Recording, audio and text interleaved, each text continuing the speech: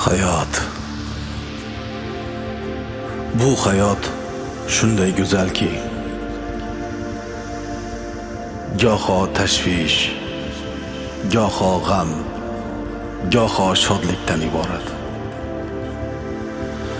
Inson boshiga tashvish kelganda, har bir insonning g'am va tashvishlarga, shodliklarga javoban o'z hissiyotlari bo'ladi. Ayolning boshiga tashvish kelganda, u o'z yaqinlariga dardini aytib, sirlarini aytib, ho'ngrab, kerak bo'lsa baqirib yig'laydi va o'z dardlarini aritadi. Ammo erkak, yigit yig'lasa, uning ko'z yoshlarini ko'ra olmaysiz. Uning kuchli yuragi ko'zlaridagi yoshlarini yashiradi.